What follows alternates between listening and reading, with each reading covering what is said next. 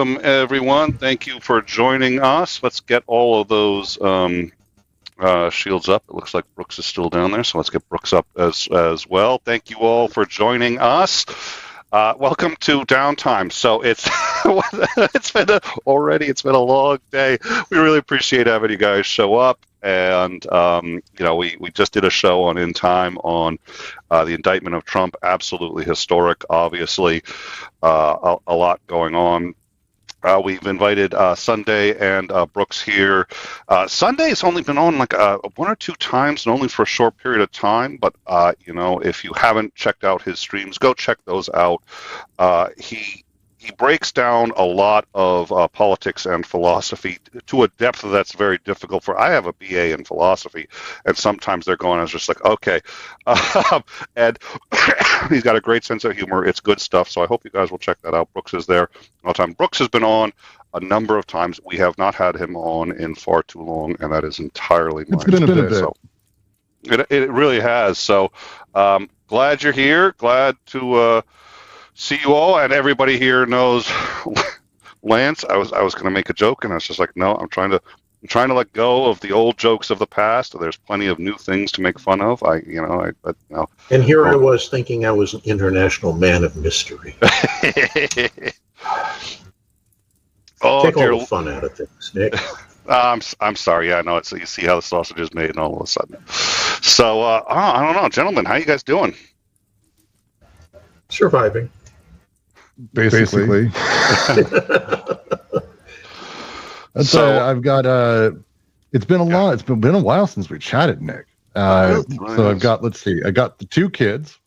I've got a company. We're up to 30 employees that I'm running, and it sucks, and it's a nightmare, and it's wonderful and amazing, and a dream, and that's it. I don't have a life outside of that. This is it. You've got my free time, and all of my recreation is now being spent right here. Well, I'm delighted. Well, and actually, here's the other thing the two of you have in common, which I don't think you knew, and all three of us have in common: game design. I started a game design company. We did Andromeda Online. I've spoken to you a bit about that game, Brooks, and how it worked. I was really proud of it. Still have the code for it. I keep saying, like, when In Time isn't taking up so much of my time, and I can write a couple more books, and then I can go back to the coding. It's like I just turned 49 2 weeks ago. I was just like, we'll see. But Lance also works in game development. I did not know. I haven't touched enough of your board games. Board games. You mean real games? Yeah. Real games. You mean? Real games. I'm a bit of a board gamer myself. Sadly, 5 or 6 Kallax shelves full of many of them, and I cannot help but buy many more. I waste a lot of time on board games, so we can discuss board games. You want to do board games for an hour and a half, 2 hours? That would be easy. We absolutely could. Well, like I said, I said this before the show, so we invited Sunday on. He was like, what's the topic? I was like, yeah, you've never seen Downtime, have you? Topic? I keep saying we need to change the name to Waste of Time. Waste of Time. Yes, I've heard that before. Thank you. A bunch of guys sitting here BSing all evening. Well, and listen, I think they're great shows. And like, yeah, I did mention, I mentioned the hippo rogering. I said it could go anything from talking about forgiveness, talking about history of war, talking about, and I always wonder how on that story it ends up from being your friend to you, which is a mistake that I'm sure isn't deliberate. I just, when I'm telling the story quickly, sometimes I neglect little details. But anyways. Yeah, sure. Yeah. But and especially recently, I think we've just had some great ones, and we've been doing shorts for the channel, and those have been working out great. And we've got there's a guy who's helping us out with those. He was looking at them because the last few downtimes, like, we can do real shorts with this. I was like, I know, right? It's like content. Wow. But when I was in high school, and I was like studying foreign languages, I was learning a program, and the assistant principal came by, and he was like a huge champion of mine, which I really actually did not like. I think A, because of the pressure, B, because the other students would like find out about it, and they're like, oh, nerd, and it's a lose-lose scenario all across the board.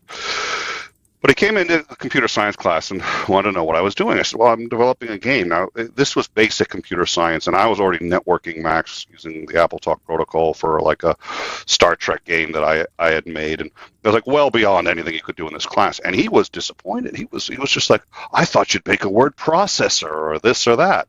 And I was just like, there's enough word processors. Once you made a word processor, I'm not going to make a word processor. But we really look down on games in this society, and I think that's a very big mistake. I don't know what you gentlemen think about that, but just we're talking about games. Yeah, I think that's a misstatement. I agree with the comment. I think it may be a valid statement if you go back 30, 40 years ago, but I think particularly, I would have to guess here, but I would say particularly around the 1980s, it starts to change, and there's a huge growing momentum of interest in gaming of all sorts. It becomes a major part of what people's recreation time is. And that's across the spectrum of online gaming, but also board games, card games, just about anything. I would even argue, and I know I will take flack for saying this, and I'm not trying to denigrate anybody who's into this, but some of the more obscure, if you will, sports, like, say, Frisbee golf or something. Yes, I'm not saying that... Lumberjacking.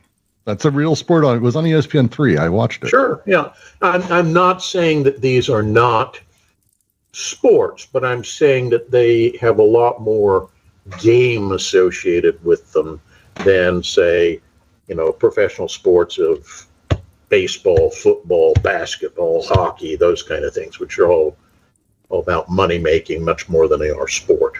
Well, and I think it's that last bit that does it. So for me, I look back and I actually don't think we denigrate games. I think the category of games is fascinating. But if I were to say, hey, how has chess been treated in this company traditionally? You would not say it's been denigrated. It's often associated with Sherlock Holmes and the smartest people. Go is my game of choice as far as those like classic games. And it's an art form in many countries. Like it's considered art. It's elevated at that level. So when we talk about like how games have been treated, and I would put sports even in the category of games because they're things we play. One of the changes that happened in this, it's in the 80s. We didn't have really a negative impact or a negative view of even the arcades. Like early on, or arcades were seen as like a pool hall. That's really kind of, they were placed, and they weren't really, again, pool was like seen as something like a little lower class perhaps, but snooker wasn't. Like it's very interesting sort of the way they looked at it. The moment Nintendo came along after the great video game crash with the Atari and put it in the kids aisle and made it a product, that shifted what people saw games and their purpose as. So like right now, even board games, you're starting to see hilariously board games like Twilight Struggle is like maybe one of the greatest board games ever made. And one of the really weird things about Twilight Struggle is it is fucking not a kid's game. Like it is not a kid's game at all. Go to Target. If you see it, it's in the kids section. So there's this really weird thing that's happened where it's a kid's toy. It's a product for children to play with. And so that in the 80s and 90s pushed it into a position of, well, this is what stunted men do who can't grow up. They wouldn't say the same thing about Bobby Fischer, even though quite literally he was a stunted young man who didn't grow up because his game was chess. So it's that sort of productization of children shifted how we viewed it because they wanted that, because they didn't want to be associated, blah, blah, blah. I don't want to get into, like, again, as I always say, capitalism's a problem. There you go. There are two sub-issues here. One is what you just said, which is that in America, money making is God. It rules everything. So the moment you take anything and turn it into a product that you can capitalize, it's suddenly respectable. It's okay. So that's part of what made, I think, gaming more attractive. The other side of that is I believe it also, I would argue, just real quick, I actually think it also made it crass. It's one of those things that, like, we get both. It ends up being either respectable because it's high end or something, or it's crass because it's what's for children. So it's kind of, there's a weird play that happens at a cultural level with games. Sorry, go ahead. I really love. Well, that ties into what I was just about to say. And the other side of things is that as long as it's a kid's product, it means one thing. And you know, the idea that adults do anything for recreation is frowned upon. So you get like, you know, comics or graphic novels or whatever. Large numbers of people enjoy them, but they're always targeted at kids because that's the way it becomes acceptable to actually have that. Yeah, it's a non-productive activity they see, and then again, if you can justify it, because it circles around to the whole making issue. Because you're an adult, your only purpose in life is to make money. If you're not doing that, you're wasting time, and that's ungodly. Yep, 100%. And so it's really, again, if it's for kids, it's obviously not about making money; it's about paying money. You weirdo loser! Like, so it's this really. It's, again, the fascinating side of all this, and it's the shift that happens. And I give credit to games like Catan, for example, which really changed how people saw Euro-style games, but also just board games and family games. And they began to be talked about more. I always make the joke that once upon a time, like, you know, liking Star Trek was weird, liking Star Wars was weird, and people don't remember that time anymore. But all of these things, as you're talking about, the things of recreation that serve no purpose to the greater system. I enjoy taking a break. I can justify it if it's heritage. Exactly. If I can justify it if it's spiritually. I mean, very literally, what you're talking about. If it's spiritually growth, I'm reading a history book. That's, oh my Lord, you're growing as a person. That is very acceptable for your time. I'm reading a book about Wolverine, and he has a titanium skeleton. It's adamantium, actually. You're a fucking weirdo. Like, they're both, time is being spent in a lot of the same way. We just look at it because, again, productive Protestantism, Calvinism ultimately. But well, you know, if we ever get that time machine, it's not go back and shoot Hitler. It's go back and torpedo the goddamn Mayflower. And actually, just FYI, Sunday has decided to join us, so we will. Sunday! Yeah. We'll get his camera up. He is here. Hello, welcome. Good to see you. Yeah, likewise. How you guys doing? He's going to turn his razor wit upon me and eviscerate me in public. Oh, I love it. We were discussing alternate sum, because I think we actually were completely agreeing. Which I fucking love. We were discussing how games and the way that they're being interpreted now, even though they're seen generally as childish, it's because we have a generally Puritan, Calvinist, capitalist-focused ecosystem for adults that drives you to have to justify via productivity every one of your activities as you do things. And if it's a thing that doesn't necessarily contribute to that larger sort of setup or to you personally and spiritually, it's seen as lesser, childish, and unproductive. And it's why people frown on, grown people playing games all the time. It's one of the things that's basically, I think. I agree with that. I mean, if you're going to accept that two-dimensional media like painting and whatnot is high art, you're all of a sudden not going to count that because it's been done through like 6 other dimensions or whatever. Like, come on. Yeah. I agree with that. It's one of those fascinating things when we talk about art in general. I've been having this argument, I mean, most of my life. I've been workplace-wise or writing things for magazines or whatever. Like, what makes games art? Like, everyone in the games community is always saying it's an art form too. And when we talk about art, I think a lot of it stems from, I believe, a misunderstanding of how art works. And I'm talking about just in general, but 2D, we like to think of painting as a passive experience. We're looking at art, and that's different from a video game being interactive. But I actually don't think that's the case. I think the vast majority of paintings are interactive. We don't interact with them with our thumbs or anything, but we naturally glide over them in different ways with our eyes. We look at different sections. art itself is an interesting sort of procedural experience. Video games, by being directly interactive, give rise to the sort of self-critique, the auto-critique, and go, this is what art always has been, you just didn't notice. I think I agree with that. I think as well, the fact that games are bluntly fun and engaging, and the fact that we associate art and high culture with a kind of pseudo-aestheticism, I think that plays into it a lot as well. And I think there's like a weird sense that as soon as something becomes commodified, therefore the thing that is commodified ceases to be art, which is odd. Like Nier Automata, for example. Regardless of what you think about the sophistication of like its references or what it's doing or whatever, like that's objectively art. However, that's marketed to the same people who are marketed like One Piece and whatnot. Yeah. So yeah, I think we're basically on the same page. Not a whole lot to argue with there. Well, and I would even say the hilarity there is the modern art, the hyper abstract movement, and I'm a big follower of a lot of like really current artists. I try to go to the Musée de Moderne whenever I'm in Paris. I try to see everything. Their big hang up is actually making it's fun. Art's fucking fun, and it's entertaining and it's interesting and it makes you kind of giggle sometimes when they do it right. It's provocative and it's very much evoking a lot of what you're saying. Like in games, they do that, but somehow the fun there is not intellectual. It doesn't count.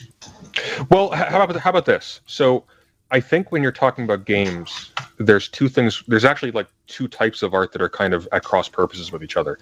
So you can have a game that's trying to depict something like through its like visual material that's supposed to be meaningful, or through like its narrative material that's supposed to be sort of meaningful or to provoke some kind of like thoughtful intellectual engagement. But on the same token, you might have like a gameplay system that actually encourages sort of like mindless behavior that is antithetical to like sort of patiently paying attention to and appreciating things. And so I think in that way, as a game, it can sort of undermine quote unquote art's purpose for a lot of people. But I think what's actually going on is there are like different types of artistry that in the packaging of this thing together into sort of like a complete video game experience, they're not, they don't necessarily fully undermine each other, but they make it difficult to appreciate each one on its own merits or on its own terms.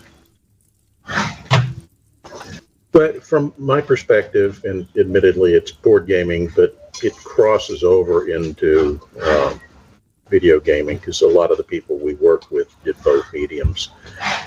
We found that there were essentially four aspects that all had to work together to make a successful game. Number one, you had a designer who had to come up with the ideas and the systems that made it work. Number two, we needed a graphic designer who was able to implement those ideas in a way that was both visually appealing and fundamentally easy for people to understand and use when playing the game. Number three, you needed a developer, and on rare occasions you can have a guy who's the designer act as his own developer, but I would, in my experience, argue that for the most part that is almost an assured recipe for failure, for catastrophe. And then fourth, you need somebody in marketing who's able to get that product aware to the public so that they, will purchase it and play it. Even if you're giving it away, you still have to have somebody who markets it to get that information out there. I can't tell you how many designs of games I've done testing on and such that I thought were phenomenal. I really thought, wow, if this thing ever makes the market, it's going to make them a buttload of money. But they had nobody really handling the marketing side of things, and so me and 10 other guys know about the game, and that's it. And it's a tragedy that nobody else got to see these wonderful ideas. No, I've always jokingly called teams who think that you don't need marketing field of dreams projects, because it happens. I've done all of those roles that you're talking about, and I've found there is no lack of need for all of them. It doesn't matter what you're building. I've done marketing on Star Wars, Avatar, Indiana Jones. You still got to be out there. You have to be selling, because the reality is, even for the giant products that people think that, it's Star Wars, it just sells. It's not so much that. It's you're competing for the 2 or 3 games that the average person buys a year, and you get to be one of those. Average. Like, that's how it works. I mean, it's a beast to try to fight in, but on top of it, you have to have. I was having a conversation with the founder of 𝗓𝐚𝐥𝐥-𝐈�, and he had this really interesting sort of formula for that's not far from yours. He was talking about how when you're talking about innovation and design, he's like, everything has to be, but like you have to hit sort of a quality level that is just a game that's out there that's acceptable and playable. He's like, that's one. You do that, and then you need something that's slightly different. Then you need this type of marketing. Like, he has this like mathematical sequence, and he's like, you do these things, this is how you hit these numbers. He's like, every time it's done it, we've seen it every single, like, it's really wild how he was putting it together, and it's hitting a lot of your notes. It's all the pieces. The difficulty I think a lot of developers have, and I don't know if you've had a chance to see my favorite recent example, which is Gollum. I was about to bring that up, actually. What's the name again? Is so Lord of the Rings, wonderful franchise. Cool. We've all loved the books. Gollum got his own video game, and if you don't know about it, just horrible. And I say this with like all the empathy. I've released pieces of shit. My name is in games that I'm not proud of. Like, I've done this. However, Gollum has nothing redeemable. And I mean, like, I saw a review that gave it a 1 out of 10, and I went, yeah. So you're saying that they invested all their budget in the marketing side and nothing in design development? I wouldn't even say that. I don't think they marketed it. It practically not significantly. It was dead on arrival. Oh my God. It's a horrifying product when you see like the level of graphics, what they thought was a good design, how they wanted to do it, how they did the voice acting, how they did the characters, the level of graphics, the marketing was even their decision to launch it against the Tears of the Kingdom. They launched it opposing. I mean, let's be fair. No one thought the new Zelda would sell. I mean, what the fuck? It was so insane. But like, this setup is what people do, and they do it over and over. And the games industry has a thing, and this is true. Board games are seeing a bit of a renaissance. They're not immune to this same thing. The weird hype cycle that some games get, or what they think they can do, and then they just presume that the pieces they have are good enough, and they don't go through market testing. They don't really let outside opinions in. They spend a fortune of cash throwing good money after bad money over and over and over. It happens often enough that there's like the meme of how companies just have ready the apology, because the Gollum company put an apology out. Prior to that, we had Redfall, and I say this with all love. My brother's on that team. My little brother's on that team, and it's arcane. They're some of the best developers in the world. Shit happens. Game making's difficult. It sucks. The whole thing sucks. It's a nightmare. Like, why do it? I hate what I do for a living, but I love it, and I can't help it. And it's awful. Can't help it. I have friends who in Hollywood who've worked in it for years, and they say it's like, no, it's the worst industry ever, but I love it. It's like, yeah. I know what you mean. Yeah. I know way too many games where they basically focused everything on one of the aspects, and the others were kind of ignored. And so when it finally comes to market, everybody looks at it and goes, what the hell? Yeah. It's wild. Games are fun, though. Games are interesting. Go for it, Sunday. Yeah, let me put this to you, though, okay? And this is, I think, where people really start to get an issue. Because, like, games as art, sometimes people will describe the exceptional game as a piece of art. Like, Shadow of the Colossus was described by some reviewers as a piece of art. Mechanically, it's basically derivative of tons of stuff that came before. It's derivative of like other people's art. Like it really is the execution, not so much the originality of its content that got it that kind of accolade. But on the flip side, we have stuff like the direct produced by EA on a yearly basis, where it's a video game. It involves assets that were made by artists, but it really is just a reassembly of pre-made assets by I don't know what you call them, but like those people who make 3D traffic cones or whatever, that they just put out year after year.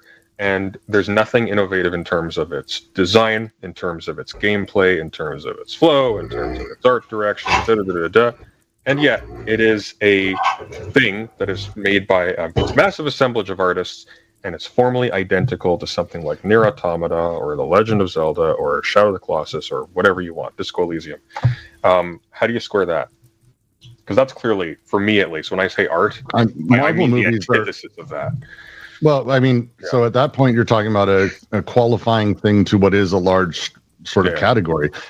Marvel movies are, despite what some filmmakers may say, Marvel movies are art. Like, shit's art if it gives you an effective experience as someone who's on the other side. And I know people who are into Madden, and that's their thing, and they love that shit. And it does give them that. So it's sex really, art, Brooks? It can be, certainly. There you go. Okay. Oh, certainly. I was just curious. I mean, have you ever seen Love? The movie? That's basically porn art. All right. Yeah, fair enough. Well, I'm not going to challenge that. I'm curious. No. It's my standard on it is the effective. That's what matters. It's all about affect across the board. It's an effective experience. I was more complex than that, but that's where I sit. What? You disagree? Well, no. It's interesting just to hone it down to the effective, because when I think of art, like the linchpin for me, and the one thing that I wouldn't give up isn't the effective, it's the fact that it's like the result of artifice, right? Like it's something that's sort of created. But you seem to steps to it. There's more steps to it than just purely the effective, because like falling down a set of stairs isn't art, but I can make it art by replicating it and putting it into place and giving it a context. But do you think effective would be a necessary but not sufficient condition? I assume. It's not the only condition. Yeah. Well, do I wonder though? Do you think that sort of deliberate creation is a necessary component of art? Like, can art have? Okay. All right. Yes. Okay. Fair enough. I have a deliberate being an interesting thing that we can discuss. But yeah, I would say it's it's an effective experience that ultimately is giving meaning beyond the literal pieces that are there in front of it. It's the ordering of them and the intentional ordering of them to do such a meaning. That's effective experience. Someone just having sex in front of you, but Love as a movie, and I would use it as an example, and there's a series of them. I would put that in the case. There's a movie I love, one of my favorites, called Rubber. It's a movie about a tire. It's probably one of my favorite films ever made. Really? And I mean that. I've never even heard of it. It's stunning. But you follow it. You watch a tire roll around and kill things. But it's ordering of them, how they put it, how they do it, what he does. And it's a tire you have feelings for. And it's kind of the point of the movie, is making fun of movies and making fun of, Hollywood, but it's excellent. Love is explicit. There's also Enter the Void. Is another great film I love, which is basically an experience of living through the Tibetan Book of the Dead. Wonderful film, beautifully shot, director of Love. There's a sex scene in it that is as graphic as a sex scene has ever been in anything. And I can't even describe it. I would hate to get you demonetized. There's a camera. There's a camera in a place. 33 people are going to be downloading Enter the Void after this. Yeah, there's a camera in a place I didn't know you could put a camera, and you see sex from a position I didn't know I'd ever seen it before. It's in that movie. Now, but wait, there's a reason, and there's a story, and there's things behind it that make you have a different reaction to it. This makes it art. Otherwise, it's an OnlyFans page. So, are you submitting, Brooks, that an OnlyFans page is not art? Not necessarily. Oh. Not on its own. It can be. Yeah. Well, are we gonna ask each other if 𝐓𝐢𝐬𝐴 is art next? Is that where we're going? Is 𝐓𝐢𝐬𝐴 is unequivocally art. What are you talking about? Exactly. Thank you. Good. Aren't you glad you brought me here to elevate the discussion, Nick? Well, yeah, no, absolutely. But the two of you know each other so well. It's just like it's just going back and forth and I don't know half of all these. the debris flying over my head. Oh, well, and we had Titan points out, of course, that we're not monetized. Yeah, that's one of the advantages that's one of the reasons I like actually this channel is, despite the fact we need to get it monetized, because it's not. It's like, well, I can play just about any music I want to, and we can do just about anything without anybody sitting there going like, oh, you're going to get demonetized. Fair. Yeah. So, and then, but Titan did ask about being there, whether you'd seen that or not, which I have to believe you have. Seen what? Being there. Oh, a film? Peter Sellers. Peter Sellers. Oh yeah. God, yes. Oh, it's been a few years. Sorry, I was in the wrong decade in my brain. His I guess. second best movie. What's the best? It's got to be Strangelove. I mean, it's No. Doctor Strangelove? Huh? no. He's master. I love it. I hadn't thought of it that way. Party. It's one of those ones I kind of hold like sort of set apart, like even structurally, like it's almost barely a movie. I mean, it's a masterpiece, but yeah, fair. It's a masterpiece of something. I just don't know if it's a masterpiece of a movie. I mean, Revenge of the Pink Panther. I didn't see that one. Just for the scene where he pulls the tooth out. It's one of my favorite movie moments with him ever. But no, it's he fair. has Lance, a lot I of had never even heard of. very clever stuff. Lance, I think you had mentioned this one before, but I haven't heard of it other than you mentioning at the party. And you still haven't seen it. I still, oh my God! Everybody's giving me shit about this. Xander's in the live chat now. He's going to give me shit about the Don't Look Up, and then I've got the Diplomat. I've got it on Netflix. It's all queued up, but I haven't gotten to that. I've been busy, But so God, why the is Diplomat's excellent. Yeah, oh God! Now I'm going to get everybody's going to gang up on my ass about the Diplomat. Excellent. I usually can't stand almost anything politics or war these days because it's garbage. That was not. That was interesting, and it was weirdly progressive and feminist, but also realistic and really about how politics operates in a really smart way, but also good enough Hollywood shit. Like, it was just enough that I was good. Man, that was a good show. Fuck, I just finished it. Sorry. My favorite politics movie is one nobody ever talks about, and it's a little John Travolta lawyer movie from like the 90s, A Civil Action. It's so fun. Oh God, yes. Yeah. And I discovered that as like an 8-year-old on a VHS tape, which I watched because it was ASMR moments I didn't understand at the time. Some kids got into porn at 10. I got into ASMR. What made it good? What made it good? Yeah. Oh God. It's basically if somebody took Machiavelli's The Prince and made it into like a small town legal dispute with a company. I would say it for me. It's the thing is if I were to tell you what happens in the movie, it's the driest movie ever. Yes. But somehow it's super fucking exciting. Yes. Like it's just the law shit. There's an end scene where this guy is losing a legal battle against a company that had been dumping waste into the water of a small town that experienced like a wave of leukemia as a result. And they're outside the courtroom, and he's like, "How's it going? No, here. Do you want to what?" And he's literally just saying, "Why don't you settle for like a few $1 million kind of thing?" And it's played off. It may as well have been like the last dialogue between Neo and Agent Smith at the end of the Matrix Revolutions. Wait, are you okay? That's Lance. Sorry. Well, that was terrifying. I thought one of you died. Lance's dogs. I assumed that was Nick's cough. Lance's dogs have he got another dog, and they've been having some which one's the alpha disputes, but when they're not doing that, got 2 lions and a bear. Cute. Is that how it works? 2 lions and a bear?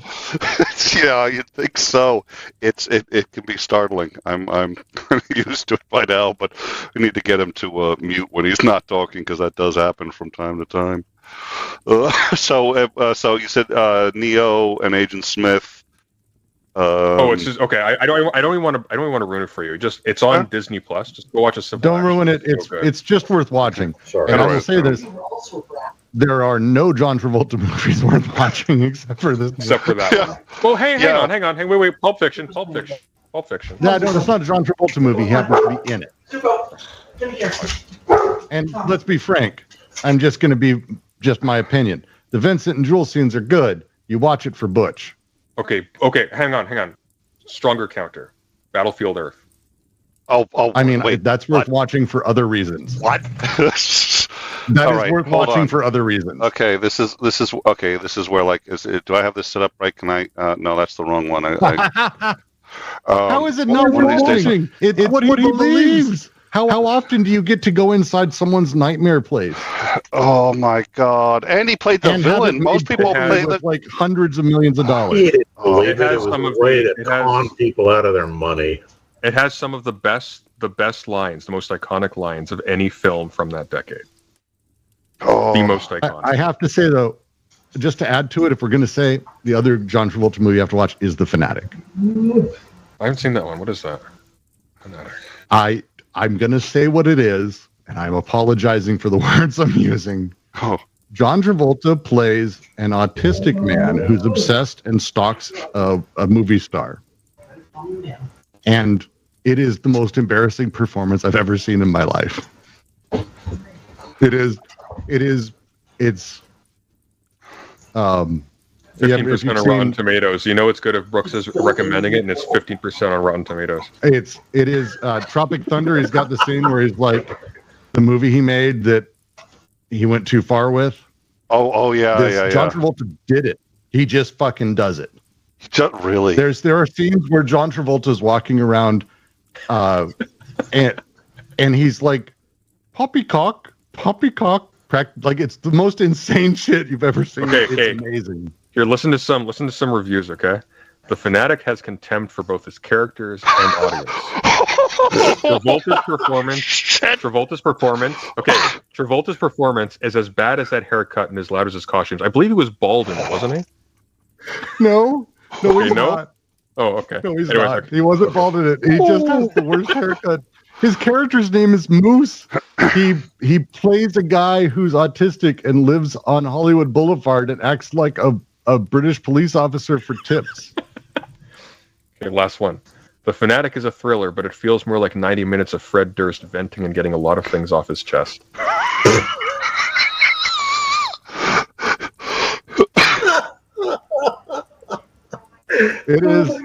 It is a so bad it's a good movie, and I mean that. And it is because you watch it and you go, you can tell that he thought he was doing like an important movie. Oh boy! And so he's doing this. He does this character so straight, and there's a line where he says, "I have to go poo." It's like that's how the scene is. So this was a movie that was so bad it was funny, but it was not intentionally made to be a bad movie. It was not. As opposed to say, look, I'm gonna make a moment of this. It's directed by Fred Durst of Limp Bizkit. Okay. So it's springtime and there's a scene for in it Hitler. where he has the main character. He wrote this, and the main character is not John Travolta. He's like the actor he's stalking. There's honest to God a moment, and Fred Durst wrote and directed this movie with John Travolta. And he's driving in his car with his kid, the actor, and he goes, "Let's get some real music." And he puts on Limp Bizkit. He goes, "Limp Bizkit, that's the real shit. This is the best music ever." He wrote that into his own movie. It's beautiful.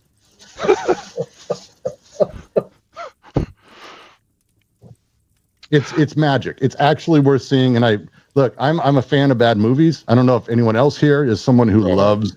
I love bad movies. It's my favorite thing ever. I am a person who's been to multiple. I've been to Neil Breen openings. So I am a weirdo that way. Okay, that's a level of bad I can't claim. It's something else. But the Fanatic's up there as far as like the amount of money, the amount of time. It's beautiful, and the end scene is insane. It's an insane, poorly done film. Wait, have you met Neil Breen? I've been to a Q&A once. Okay. I'm gonna say that must have been No, I know. I try not to get, because I don't think I could keep from asking him questions that would ruin the whole thing. And we must keep him safe. We must let him know how we feel. It's fair. So what's the difference between good art and bad art? This is bad movies that clearly had an effect on you. Does that make it good art? I mean, I don't do good and bad in that way. So I do. I've got an answer to that. I think when I distinguish between good and bad art, there's two different thresholds. There's one it just took like a high degree of technical competence to produce, and it's like an impressive, like deliberate creation. And then on the other hand, you can have something that's less impressive, but what it does and how it interacts with sort of like, I guess, effective things, to use to adopt Brooks's stance on this, how it interacts with like other pieces of art, or with like sort of public conversations, or with like thought or whatever, like that can make it really good art. So like I would regard Game of Thrones as art, and in some cases like technically really good art, but probably as bad art in the latter sense. Whereas on the flip side, I would probably regard something like Lovecraft as I'm just pulling this out of my ass right now, but as probably an example of like less technically impressive, but probably better art in terms of its relevance and impact on like how we talk about things, how we think about things, stuff like that. Is that fair? Mm-hmm. Yeah, I would ask where you see Kafka in that then. I haven't read enough Kafka to say, but I would probably say as a uncultured rube, probably more in the latter end in terms of its influence, in terms of like, I mean, literature has a before and after Kafka to it. Like it changed the nature of writing. So it's powerful, impactful, and the works I find to be incredibly, personally, I find it amazing. But it's also one of the top things that people misuse. There's the old joke of every, I don't know, first year fucking lit student talking about how everything's Kafka-esque. Because no one knows. Well, you're reminding me of the young pope, because I'm fudging good and important here. So I think I agree with you. Yeah. Well, that's interesting. I mean, I think there are different ways. I would argue that good is dependent on the audience. Do you say Avatar then was good because the audience decided it was? For some people who enjoyed it, for most it was people, good. That's fine. That's what they like. I find it incredibly elitist to be telling people this is bad because I don't like it when they like it. You can't be making those decisions for others. I agree with that. That bothers me. So, the idea of this is empirically good and this is empirically bad is worrisome to me. It's why I don't like the terms good and bad. Like I said, kind of when I started, there's other categories I think that are more interesting. Transformative art, I think, is a really fun category because you can see where the moments like that someone created something that shifted all of it. Kafka being a great example. But I think in film we've had those every 5 or 10 years. Someone who comes in and just resets how we look at movies and what it means to make films. I even do put Avatar in there. Granted, I'm full disclosure, I kind of worked on the fucking thing, so I'm a little bit of a biased ass, but it's huge. Shit can be transformative of any sort, even trash. Well, yeah, and I would also say a lot of art, and particularly things like film and music, is good or not good within the context of its own era and for the audience that is consuming it. So, and this is a bad example, so don't jump down my ass on this, but Mozart probably was enormously, popular with the aristocracy in that period in Austria or Germany or something, but would he have been as popular, say, in North Africa? Would he have been as popular in North Africa 1,000 years earlier or 200 years later? You see what I'm saying? Is you have to view things within the context of how they're deeply being viewed. So again, Avatar, sure, probably great for the time it came out, but I think time has moved past it. But the technical advances that Avatar gave to the motion picture industry probably will live on well past its sell-by date, if you will. That goddamn movie will just keep printing money too. Every time they do another one.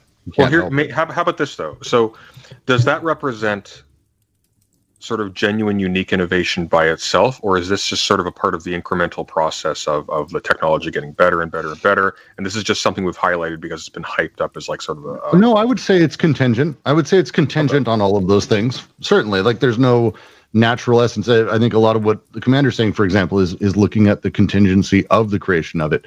The nature of just 200 years ago, if Africa had become a colonial power, for example, and England hadn't, we would be having very different nursery rhymes, I think. So like that, the nature of contingency just overall and what's happening, I think is absolutely part of the impact. Absolutely. Yeah. I don't necessarily need, I'm going to say yes. I'm going to agree with you. I am curious also, what are some of the terms you use? Because the other problem, of course, is nobody knows what normal means. Do you mean, when you say normal, do you mean average? Because that's an acceptable use of the word normal. Well, I guess what I mean is acceptable. I guess what I mean is distinguishing between the thing as like an independent creation and as like the new an emergence from an ongoing process that you can sort of anticipate. Like, this is just, if it wasn't Avatar, it would have been something else, and it would have been essentially the identical intervention, you know? I don't know. Like, you could probably say the same thing for Revenge of the Sith. Let's take a crack at Avatar. Actually, Avatar is an interesting case because I think it highlights contingency in an extreme way. I don't necessarily believe there is an inevitability to any of this. It's not really how I look at things, but with Avatar specifically, the lightning in a bottle that turns out that they can duplicate almost by force, but it's in a different way. The nature of having someone like Jim, who's a psychotic, at the helm and plays himself to be an auteur director who cares about details that it's hard for me to even describe what it means to care about details in the way you have to when you work for him. There's a story that they did the big painting of 𝗫𝗫𝐻𝗫's schoolhouse, and Dylan Burns, who's a phenomenal artist. If you Google him, you'll see he's stunning, the work that he does. And he's production director on Avatar, co-production with Ben. And he did this huge piece, and Jim came and saw it, and he went, looked the whole thing over. He's like, is that a bird's nest? And Bill went, well, yeah, I thought it looked good. He's like, now I've got to invent a fucking bird. Like, it's this really weird way of looking at everything having to matter, the details. And because of that, you end up in a place where all the genetics of Avatar is based in some semblance of real genetic theory because he hired people to tell him how to do that. Like, everything's wild. The stories of, there's a story of how he decided to do the music of it. Originally, he hired musicologists to invent an alien sound of music. He spent years doing this. What he learned is that alien music sucks. Like, they spent a lot of time. It turns out it's unpleasant because they use scales. They literally invented a truly alien, non-human music. And it's not pleasant to human ears, it turns out. So up comes Hornet. Boom, we're done. Off they go. And they end up with this. They used some of that in there, but it's this hyper holistic view. That, plus the technology, plus having come off of Titanic. So he literally could write a check and do whatever the fuck he wanted, and no one was stopping him ever. The amount of money spent is ungodly. It's hard to even describe how he spent it or what he did it on. It's amazing. That, plus the people, plus the way everything was coming together at the time. The story goes, they showed the first Avatar to test audiences who said it didn't look realistic. And I think it was Richie who told me the story, who probably put himself as the hero here, but he's a smart guy, so we'll give it to him. Richie figured out the reason is because virtual cameras, they placed in the world, and they don't move. And so they added a human holding jitter. When we watch movies, we don't even notice that there's a human holding a camera. Like, we don't think about it. But if it doesn't move, it feels like a more artificial shot. Just by adding that, fixed it. Like, it's brilliant people at every level of this. Contingency. There's no inevitability to any of these things. It's hyper contingency, and I'm not even going into the other things of Avatar doing as well as it did because the Chinese audience was opened up to it because they just opened up Chinese theaters to English and American films. And as such, it was able to be released there, which caused an insane global roar as soon as it exploded there. Like, all this shit is weird, but it's contingent and powerful because of a lot of sort of mixed circumstances. And yes, they also did create a language. I had to learn some of it. Oh, really? Yeah, it did sound like it could be a full language. I was never. That was one of the things I always loved about Tolkien. It is a full language. There are people who actively speak it. There are people who actively full-time speak it to each other. Well, and that comes across too, right? Because I mean, if you read Lord of the Rings, you can tell that he invented Elvish for the verisimilitude of actually having gone through the process. When I teach writing, I always say you have to be careful doing a character sketch, because the problem is then you will feel like you need to put all of that into whatever it is you're writing, and that's not the point of a character sketch. It's not to give you ideas. It's not to put more stuff in. It's so that if you have to draw, you've got the entire well of the arc of the character before that to draw from, so that you're actually drawing from a real character instead of, oh, shoot, I have to figure out where their parents are, and so on and so forth. And as long as you do it correctly, and for those reasons, people can tell the difference between a character that actually fully existed in some way before you started writing, as opposed to one that was built as you're writing, and it comes across. And those are some of the little details that people don't understand or know about. But I think, and I got that impression that he probably had done that with the language. So it's nice to know that it's a little unhinged. He hired a guy there's like a little language community of people, and he hired a guy who's like friends with the guy who did the language for Game of Thrones, Dothraki. Like there's a small little group, and you get to know them, and they're exactly the kind of people you think. Very kind, a little bit type A, a little bit wild to hang out with. Not wild in the wild way, like woo, wow. Sorry to ramble. I wonder if they mix up languages frequently. They do not. No, there's no like family resemblances between like these different. No, they're wildly different. Like the rules for Na'vi, when he was doing them, it was really interesting. There's online documentaries and everything, but when he started having to teach me, because one of the things I did is I built a language learning thing on Instagram for the Avatar brand. So we did that setup, and we were doing like language teaching, and so I had to learn some of it and the rules of how they talked and how they moved their mouths, and because of the anatomy. Because they went through and they did, like I said, the systems that Jim forced in place and made sure it's like you're really caring about the anatomy, and they're bigger and taller, so they'll do this. And the guy behind it is wildly brilliant, wild. Just the way they think of this shit. So let me ask a question that's sort of along these lines, but in a slightly different direction here.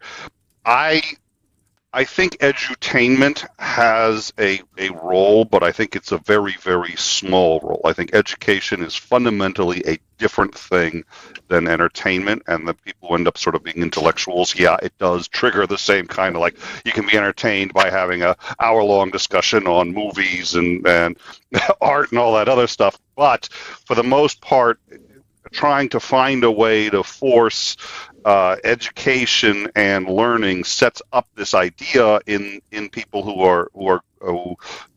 learn primarily through edutainment, and the schools saying we're gonna teach kids this way, that if you're not having fun, you're not learning, and that in fact all learning you are entitled to have fun doing. So I think it's actually sort of very bad for education to use edutainment in any serious way, or at least for a significant number of students. For small select students who maybe couldn't learn other ways, yes, but other than that, I'd stay away from it. What do you guys think?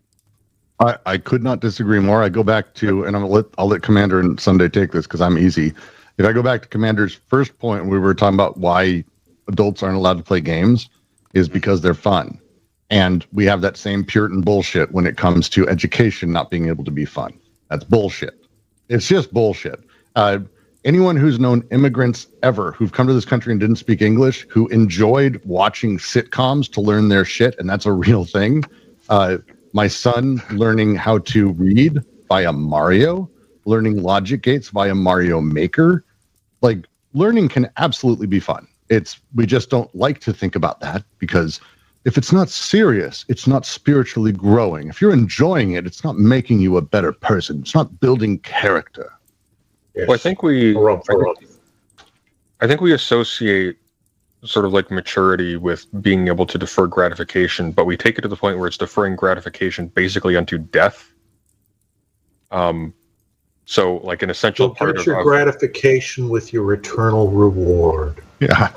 Did you just throw up in your mouth? I'm sorry, I didn't mean to. I mean, I wish it was that though, but we've kept that without the reward part. So you have a whole bunch of people who just fetishize that by itself, and it's like, I mean, we could just shorten the process. I'm just saying, guys.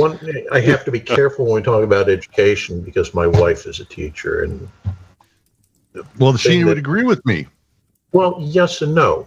One of the things she makes very clear when she talks about things in this nature is that different kids learn different ways. And one of the biggest failings with the educational system in this country is that we try to pigeonhole everybody into the standard one-size-fits-all box. And if you are a kid who learns differently than other people, you could be a visual, a kinesthetic, an oral learner, what have you. All of these kids are being forced to learn in a certain way. So it succeeds with a certain group, but arguably with the majority of all the groups, it doesn't succeed as well.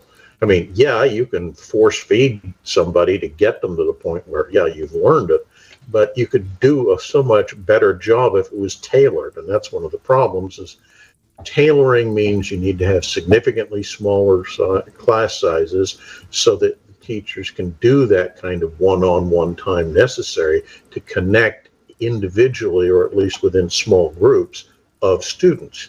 But nobody wants to pay the money for that kind of thing. And in fact, you see increasingly some districts that are in states of a certain color, that, you know, it tends to be, let's see how many more kids we can cram into the classroom and how uncertified we can get a teacher to be before the whole thing collapses on itself, because that will lower our tax dollars. Well, at the same time, we hit everyone with the worst ideology possible, which is that of the individual responsibility. Because, again, if those kids are not working within the system and they're failing out, it's their fault. They could choose at any point to become successful. I mean, it's silly to say otherwise. Of course, they have the choice to become straight A students. And that kind of so thing. Many other things you have a choice of doing. Everything you have a choice over. I mean, we start there so we don't feel guilty when we ruin children's lives. Hard enough, you could change your skin color.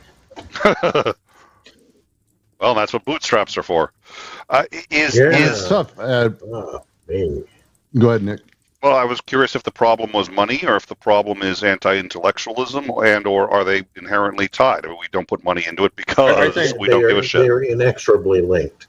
Yeah, I think they're inherently tied. And I think, too, like, you see this as well when you have people simultaneously bemoaning the lack of representation of conservatives in the arts and the humanities and so on and so forth, simultaneously telling kids these are basically feminist basket weaving courses, and you're wasting your time and being irresponsible if you don't take a trade. And then again bemoaning, well, I don't understand why there are no conservatives in the humanities and so on and so forth. And it really is just because one is increasingly less so, but is supposedly intrinsically tied to being a productive member of society and generating a livable income. And the other one is something that is done specifically with leisure. It's something that you need like a high degree of freedom and technical ability to be able to do. You need like an entire societal scaffolding to be able to afford to have people doing this kind of thing. And so basically, if rising above the Stone Age is treated as some kind of implicit failure of responsibility for an adult in the Western world, which is it's kind of incredible. When you say Western world, I mean, I don't think that's all the Western world. I could be wrong. I think, France, that's less of it. It's all the Western world. Yeah. Maybe a little, not just the Western world, actually, but I would say so. I was going to say that was going to actually, I was shocked you went less. I'm like, it's not that it's less than all of the Western world. It's more. I I've worked with China, been through China, and spent a lot of time there. It is not different. What changes it, if anything? I mean, if you tell me that, we can save the world. So feel free to let me know.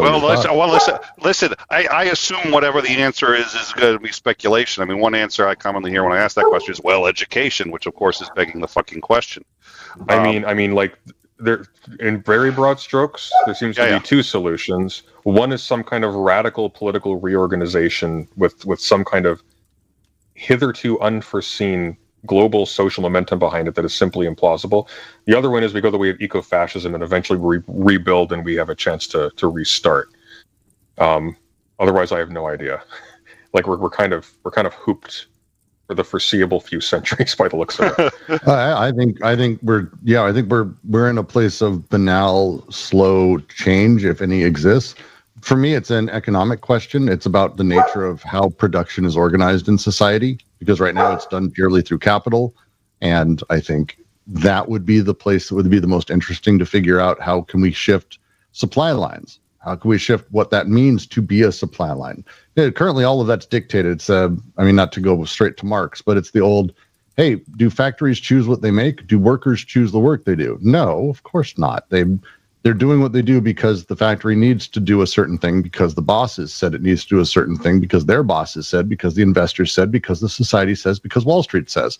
And that downward sort of slope to get what the workers are doing, Marx and everyone thought, oh, if the workers just have more power. And it's like, that doesn't change shit. I think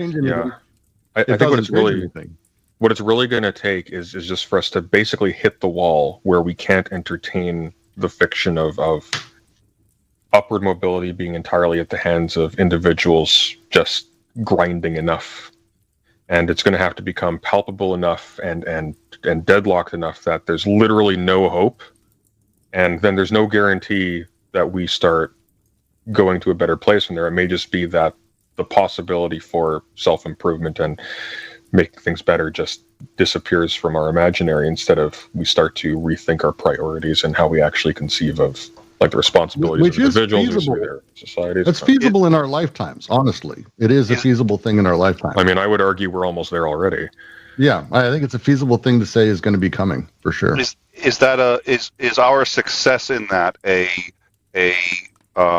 going to be determined by our, say, ability to empathize, or our ability to rationalize, or what is going to most determine whether or not we succeed or fail if we hit a point like that? Well, I think it's darker than that. I think our ability to empathize is a luxury that we will start to not be able to afford. I think our ability to empathize is something that's sort of born of the fact that we've sort of been able to have an entire generation of people, or at least an unprecedented amount of an entire generation of people, able to spend time sitting back, thinking, sort of engaging with people who are very strange from them, even like antagonistically in like online politics and stuff like that, so that you can actually like have people who spend a lot of their time, an inordinate amount of their time, actually engaging with people from radically different walks of life and contesting with them and learning how they work. I think we're going to end up in a situation where eventually there's so much hopelessness about the fruitfulness of that kind of thing, that people just turn inward, and that whole thing just kind of disappears. And you see this already, even in academia and media, people are already starting to do this. Celebrity professors. Do you believe we have empathy now? What? Do you think it's a thing? Because you're talking about it running out. I don't. I'm talking about. I don't see it as a thing. Oh no, I'm talking about like this thing as a resource that exists. Period. I'm not talking about it as a thing that we have any. No, that's what I'm saying. Is as a resource. Do you believe that it's a functional element of society right now? I look around and I see quite the opposite. I see people completely incapable of define functional element. The ability to place yourself in shoes that are not your own for any semblance of time in order to create a moment where you can understand where someone else is coming from. How about this? Let me meet you halfway. That's a capacity that's deeply important, and the only people good at that are the capitalists. But that's where I was going to go with this. Is like I think we have an abundance of it from the vantage point of being able to know other people so you can manipulate them and destroy them. Yeah. Other than that, that's what we have for empathy now. I think there are a few islands here and there, but these are like highly individualistic. I was going to say, like, even in the area that we would tend to want to expect this, like in sort of that leisurely place where people are primarily doing stuff like analyzing culture, analyzing history, talking about possibilities in the future. Well, I was going to say, like, that's where the Steven Pinkers and the Yuval Noah Hararis and the Sam Harrises and those Jordan Peterson Ubers are, and Jordan Peterson. Jordan Peterson's weirdly not the worst of them. No, it's one of the better ones, actually. That is an awful thing, but it is accurate. So no, it's one of those. It sounds like what you're saying is that empathy has been driven by the success of society, not the other way around. It's not that empathy has been a foundation for society. It's been the result. I don't even think it's. I don't think it's a drive or it's been driven. I think empathy is primarily, sort of an expansion of the interests of some entities or whatever, at least at a societal level. Like, individuals can be massively empathetic, but in a broad sense, I think it really is just, there's been a convergence of the study of the humanities and the interest of capitalist industries, so that all of a sudden you have people devoting as much time as people once devoted to, like, philosophy or theology or whatever, to figuring out how to market cans of sugar to rubes. Like, we really are just kind of fucked, unfortunately. Well, I mean, I have to agree with Brooks ultimately. Well, I don't believe it's necessarily a fuck thing. I think it's an interesting thing to take for itself. Nobody has empathy in the idealist sense. I don't believe that. That people have, like, they put themselves in someone else's shoes and they're able to understand them. I think by nature we have sort of this personal investment in putting ourselves in someone else's shoes due to the experiences we've had in life, maybe abusive families, not abusive families, but whatever's put us here has made it so I want to do that. Sort of I don't want to say like absurdo reductionist view of like selfishness, where you're like, everything's selfish because you do it for yourself. It's not really that. It's much more that I am able to be empathetic when it serves me and when I'm invested in being empathetic. I don't think people have ever had empathy. I think it's a more late 1900s thing that we even start caring about that as a thing. Well, I think I agree with you. I think I agree with you to a point, but I don't think it needs to be sort of like you're talking about in the way that we talk about, like, free will. It's like, well, do you get to will what you will? Obviously not. But, like, I don't think it's a difference between. There's a difference, I think, at a base level when we talk about the empathy I have because ultimately it serves me. If we're talking about in a capitalist sense, for example, I'm looking at consumers, I'm looking at friends, I'm looking at people who can help me survive. I'm able to cooperate with people in order to do things. There's some level of that. But when we talk about, like, empathy in terms of, like, something that allows us to go beyond ourselves, which I think is the idealist prescriptive sort of notion of I'm empathetic and therefore I'm able to go beyond myself because I understand President Sunday's position and I'm unrelated to that, but I can put myself in his shoes, like Frank Black in Millennium or Clarice in Silence of the Lambs. Oh, I see what you're saying. Yeah. Well, here's like, so I think here's where there's some fudging going on, not by you, but I think when we talk about empathy, we tend to mix up two sort of different sentiments. We tend to talk about it as if we're talking about, like, Christian agape or something, or or like actually being able to sort of psychologically place yourself in the other person's position. That's obviously absurd at like a deep level, but I think that's how we talk about it. I don't think we do, though, necessarily. So we talk about somebody who lacks empathy as somebody who lacks like basic human warmth and things like that, right? I think there's a colloquial version of it where it's this person lacks empathy because they only think of themselves, but they do so as an outward way instead of having learned, like most of us do, to make excuses for our own behavior through empathy of other people. I come to your defense because someone calls you a shithead. I do that because I've invested in our relationship. I've invested in the things around it. I care about your maybe social position because I share many of your views, things like that. There's the empathy of right now, the ability for anyone to have any semblance of empathy for places that they do not understand is, I think, on its face, like, silly as an idea. And so when we talk about, like, what is empathy, it's, to me, the step that is necessary is the obliteration of the self, because I think that's the only way we get back to really where we need to be, or the pre-individual state, and having discussions about what desires exist, rather than pretending we are a single entity where all desires are coalesced into a single thing in some absurd mixture. Well, what about that's a whole other fucking thing I won't start. What about things like advocacy for like group rights or group well-being and stuff like that? That's not sort of your own, or that's not done for like a politically interested. Somebody decides to, like, say, either donate to Ukraine or even go over to Ukraine, and they say, okay, I think this is a just cause that's bigger than myself, and I would like to. And people say, okay, that is. And let's add yeah. Let's add the caveat that they're doing so quietly. It's not like something that they're publicizing. It's not something that's attached to. Yeah, sure. It's. I mean, again, we're talking about someone's social investments being in that order that they're trying to keep in place. I mean, it's not different. It may be I consider it a better act. I mean, I certainly consider that a better act than someone going, well, I'm going to go join the Russians. Like, I side with one of those people, I would go have a beer with. One of those people I wouldn't. But that's my point. But better from the perspective of like, this is good, quote unquote, for. It will make a better world by doing that, I believe, because it'll shift power structures as they necessarily need to.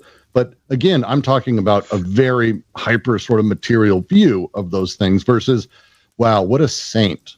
And that's not at all how I would look at it, because they're doing it because that is how they are invested in the social structure. They want that social structure, and it's good, but it's not out of necessarily empathy.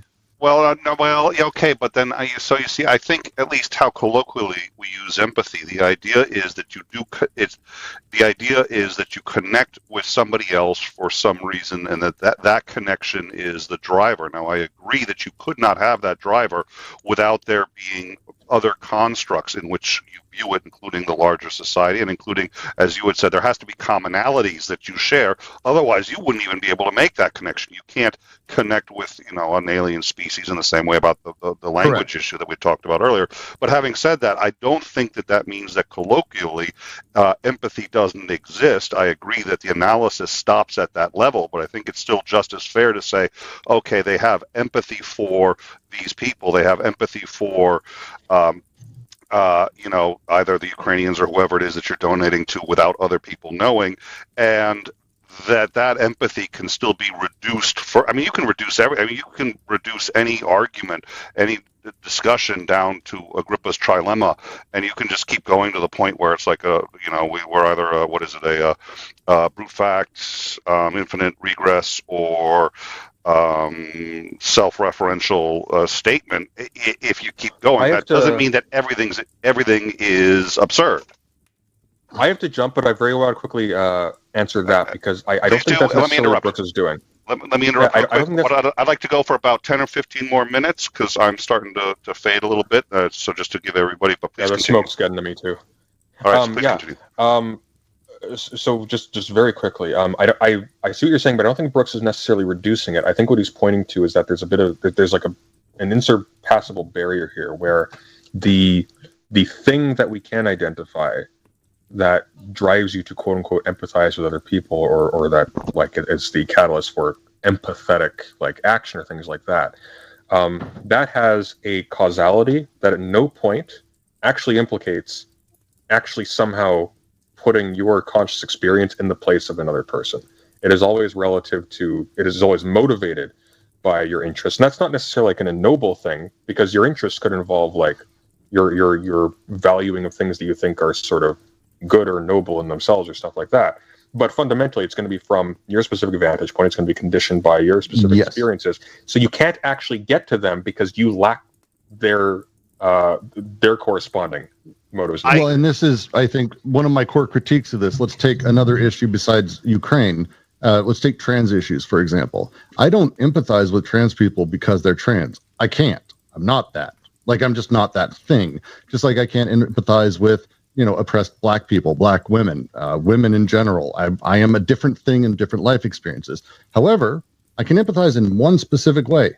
I am a human. That's about it. And I can give a universality to that core experience that I believe everyone has a right to, the way that they exist, and they have a right to exist how they do. And I don't talk about necessarily any of those specific elements, because my ability to empathize kind of does stop there. There's a bullshit if I start saying I empathize with the queer community. Yeah. I don't get that. I can't. But they're humans. They're people. There's a universality to the things I believe in by nature of just existing. And that type of empathy is what I consider to be empathy, where you actually allow and empathize with the underlying thing that is the existence of what we call people and how they push into the world. And they're right to push into it how they do. And they're right to push into it and extension and sort of have that expansion of everything that is life. They have that right, just like the people in Ukraine do. People in Russia, fuck them. But the people in Russia do too. They just should stop fucking with people in Ukraine. My issue is not that I empathize more with Ukrainians than Russians. I've made the joke. I used to travel to both all the time, and I loved calling one the other and the other the one because it really pissed them off. Like I have friends in both places, but I don't empathize because they're humans, the people. And that underlying thing is the empathy thing we do not have anymore. I don't think we look at each other as people, just humans and someone else who's got a general, you're a thing. You're a this, you're a that. We give identities, we take identities, we run with it. And we've lost that universalist underlying message that I think is absolutely necessary to actual empathy. So I'm gonna give like a 30-second. I'm going to give a 30-second response. Then So I agree with everything, and I really hate the fact I have to say this, with everything that Sunday said, and I think that's in fact true a priori. I also agree with what Brooks was saying, but I think that I would have one question, but I think I would much rather hear from Lance. But I just wanted to point out, please, Lance, continue.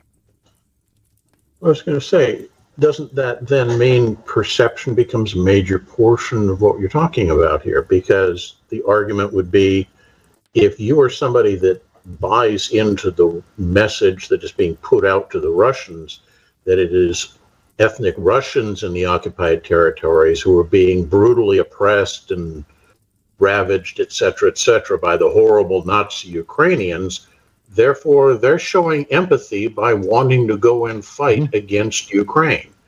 So I think you have to be really careful about how you're dropping that down Occam's razor is to get, who gets to be empathetic and who isn't. Well, that's because of the colloquial use of the term, right? Yeah. Yeah, well, but again, I would say I'm deeply empathetic with people in Russia. I am. I what an awful situation to be living with basically a propaganda situation and sort of a nightmare. It's not great there right now, and how they're told things. I have empathy for that. I have empathy for the soldiers, but their actions, to me, there's another side to that. It's empathy for the person, but the reality is the machine that you're creating, I got to break that machine. That's how that goes. Doesn't matter. You're building a shitty truck and your truck is going to explode. I'm going to stop you from building that fucking truck. Like it's not much different than that. I think also I think this needs to be specified too. Like, this is operating in an area beyond the realm of this or that is a bad person. This is in the domain of that's a judgment you don't have the luxury to waste time on, because that good or bad person, whatever their private walk of life or whatever, they're a cog in a machine that's going to blow up another undefined group of people. Maybe some bad people too. Stands to reason it'll happen now and then, but it doesn't actually matter at the end of the day. Like you're picking which blob, which blob you're breaking up first. Oh, what a delightfully Stalin-esque version of life. Well, it's actually kind of I find it to be kind of a beautiful way to look, because ultimately it allows us to look as people, and instead of talking about what anyone is and having to fight over what that means or how that it's. What do you produce? What are you connected to? What machines are you part of? And how are you working? I find it's a much more interesting discussion to have when you can have it less in this heady sort of way we're doing it. But when you can talk with people of any political persuasion about what are the things that you're doing right now? How can we make them better? And that political discussion at a local level is infinitely more powerful than talking to people about justice or high lofty things, because people are concerned about what's happening around them. And the machine they're a part of, they're very aware of the immediate. They're not super aware of these big giant stories that are sort of told at a nationally grand level. It's from what I've seen, this sort of counts into, even if we talk about Russia or Ukraine or the war there, the large stories like, there's a million ways to have it sort of get fucked up. The question always comes down to the same thing for me. And it's one of the reasons that I've always found the Russia-Ukraine thing, especially since, to be this really great way of sort of breaking apart the left. And Sunday and I have talked about how this really has been fascinating, how this sort of shattered what a lot of the left was. When you're talking about what it's going to make, do with this action, what is it producing? What are these people doing? It's causing, they're literally bombing hospitals. Like, that's the new one that they did. They just blew up a hospital, killed a bunch of kids. You lose. This is the machine you're making. The Ukrainians blow up the Capitol thing. I don't care. That's great. Good. It's what's the machine you're doing and what are you producing? And I think that's where we're able to start making interesting judgments. Well, I think like to remove this a little bit from Ukraine and Russia. Like, one example that comes to mind is Afghanistan and Iraq. There are Chris Kyle's, and I can't remember what that other guy's name was, but there was a guy who was writing like a really conscientious like critique of the whole thing there. And I think he mentioned Chris Kyle in his book. But there were people there who were eminently decent, who were there for misguided reasons. Maybe they had like humanitarian reasons. Like, you have no idea. You have no idea if a person in the Russian army was enlisted unwillingly. You have no idea if they were misled about what they were doing. You have no idea if they were like wonderful family people at home or abusive or whatever. You have no idea if they're there for bloodlust or what. You just flat out don't know. There could be a lot of good guys and bad guys. That obviously applies as well to literally every single person who lives around us. That'll include people in Ukraine. That'll include people next door here. Hopefully not, but you never know. So it's not so much like a Stalinist worldview. I think the point is that when you're dealing with masses of people, you actually just don't get the opportunity. Like, there's no point at which you get to like put someone like in a room, interrogate them, and go, oh yeah, this is a bad person. I should clarify. When I say Stalinist, what I was referring to is that famous quote of Stalin's, where one death is a tragedy and 1,000 deaths is a statistic. In that sense, absolutely. Because, I mean, when you're talking about large numbers, you're talking about averages. Like, we're talking about statistics at that point. And we're not talking about people anymore. And again, to get back to my whole thing with empathy, I can't empathize with a statistic. No one can. That's not the thing. I disagree with the quote. I think a large number is many tragedies compounded. I think you can empathize in the loose sense with a large number, understanding that common human element. Like, you can understand what that means. You can understand that within that. Yes. Granted, in that sense, in much more the empathetic, I'm putting myself in someone's.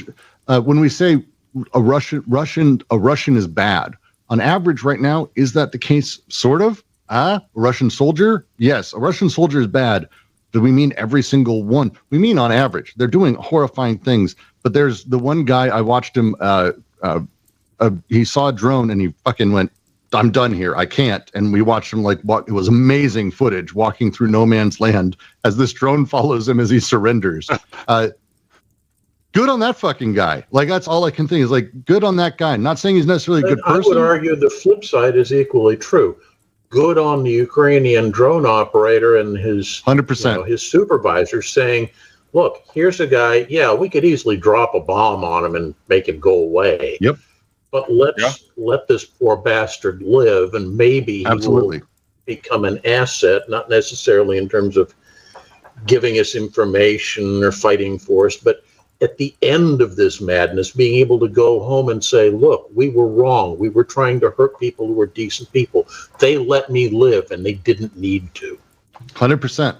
Yeah. No, and that's, I think, that individual empathy where we're talking back and forth and we're having that conversation, we're able to talk through those things. This is where I think we start to hit, especially because I think Sunday and I have been talking about this. All politics is only local. I don't believe in international politics. I believe it's emergent of what it comes from local ultimately. But local politics is these discussions. It's this conversation person to person. When we talk nationally, when we talk at this large aggregate statistical thing, we lose people. We lose actual empathy because we're not talking about human to human. We're talking about averages and flux of things and changes, which is fine and it works. And there's sometimes when it's necessary. Sure, I get it. But getting to that human to human, talking about a human to a person and giving people that, there's, I think, a larger impetus that's necessary. All right. Well, what I think we're going to do is I think we can keep going on this for a lot longer. I've been a little under the weather, so I think, and I know Sunday's also in that smoke. Holy shit. Hi there. How are you? You may not be able to hear me. Hi. Hello, Dexter. He can't hear you, but Okay. say hi, Nick. Hi, Nick. Say hi, Commander Lance McMillan. Hi, Commander McMillan. Hi, President Sunday. Hi, President Sunday. Hey, how you doing? So, all right. Well, thank you both for joining us. Now, we had invited one of you along, but we're always glad to. And Sunday, I think this is the longest you've ever been on. Brooks, we've been delighted to have you on multiple times. I hope you guys will both come back next week and repeat the performance. We can discuss this and or justice, I know, was another topic, or who knows, maybe something else will come up. I have a suspicion it's going to be a long week. Sunday and I could literally talk about this shit all day. We would not stop. It's horrifying. So we'd love to have you guys back. I'm not wrong on that, am I, Sunday? No, you're not, except for the fact that the air is poison right now. This is fair. We need a clean chamber, a bubble room for Sunday for us to do it all day. Exactly. Well, and we've certainly done these shows that have gone 3 hours. It's not common, but we've done it. Would be happy to do it again. I'm fading. So, although it sounds like you guys could continue without me, it would be a delightful show. So, thank you all for coming. We hope to see you guys next week, same time. We'll bring you guys back. We also are going to have a discussion. We've got a schedule now for Wednesday. We're going to have Greg back and hopefully Jason Torn to talk about the latest numbers, some pretty extraordinary heat waves in various areas, China, absolute records, and everyone's been expecting this, so it's not something that's out of the blue, but it's some scary stuff. We're going to be discussing that with Greg and Jason on Wednesday. Tomorrow, 3 p.m. Eastern Standard Time, Commander McMillan will be joining us with Operator Starsky and hopefully Georgie from Ukraine Matters to talk about the latest going on in Ukraine. I think it's... that's the streams I love. I love that shit. Yeah. Have you been... I've seen... Yeah, please. Commander, do you want listen to Radio War Nerd by chance podcast? Radio Warner? Radio War Nerd. I War recommend Nerd. it. It feels like I have heard of it. I've seen some of their stuff. I think it would be right up your alley, and I think you'd appreciate a lot of their commentary. Cool. Yeah. Put it like in. Don't put it in the live chat or in the internal thing here because I never see that. But if you drop it on Discord, I'll remind him about it, and we'll. I don't forget if it. I don't forget. I don't remember if it's not written down. So we'll do that. So tomorrow. Yeah, it's always fun having Operator Starsky on, and major combat operations have been down for a little while. They're coming back, and he's a genuinely good guy, and he has a lot to say. He's right up there in Ukraine. We've had a hard time getting him on for obvious reasons. My suspicion is tomorrow it's going to be about a 50-50. I've had a chance to chat with him, and we love having him on, and I think he really enjoys the show, and he's been very good about coming on when he can, but he's in a war zone, so we'll see. I am cautiously optimistic. He is optimistic, so tomorrow, 3 p.m. Eastern Standard Time, Georgie from Ukraine Matters, Operator Starsky, and once again, Commander Lance McMillan. And if we don't get him, we're still going to go over what's been going on. We're going to talk about multiple dams now that have been destroyed in Ukraine in an obvious attempt to do massive damage down from the main dam, which was blown 2 days ago. So we're going to talk about all of that. We're going to talk about where the battles have been picking up and what we expect to see in the future. So please join us on in time for Operator Starsky tomorrow at 3, and then in time on Wednesday at 9 p.m. to discuss some of the new numbers on the environment. Anything final thoughts? I'll start with President Sunday. Could you tell us a little bit about what you do, where people can find you? We just dropped out in the Discord, but yeah, well, we're gonna do it. We're gonna do the shilling. So we'll start with you. Worst possible time to ask me that, but I do typically like political commentary, or I try to, anyways, on YouTube. My channel name's just President Sunday again. Thanks for having me on, Nick, and Commander. Nice to meet you. And nice to meet you. Brooks. Enjoy your shows, by the way. Thank you. I will. Everyone loves Sunday. And very much not the case. It should be. Yeah, I have seen one or two who are not fans, but I certainly they have been known to exist. Yes, and they can be vocal from time to time. Brooks, where can people find you? I run the 𝗢𝗍𝐿𝐵 Quarantine Collective. We do complex philosophy readings. If you're a fan of critical theory around Deleuze, from Bergson to Simondon to 𝗢𝗽𝗲 to obviously 𝗢𝗍𝗆 themselves. We do those every week, multiple times. Just search DGQC or discord.gg/DGQC. Don't subscribe to me. I don't do anything on YouTube. I upload personal videos and they're really awful. It's not interesting. I'm not an interesting person. This is true. So, and you can always hit me up on the Discord if you want any more information on these two gentlemen and you weren't able to catch something on how to find them tonight. Just come find me on the Discord. I would be happy to help you guys out. Thank you, gentlemen. Again, it's always a delight having you on, and we look forward to seeing everyone tomorrow on In Time, 3 p.m. Eastern, to talk about Ukraine with Operator Starsky. Have a good night, all, and thank you again. Cheerio. Thank you.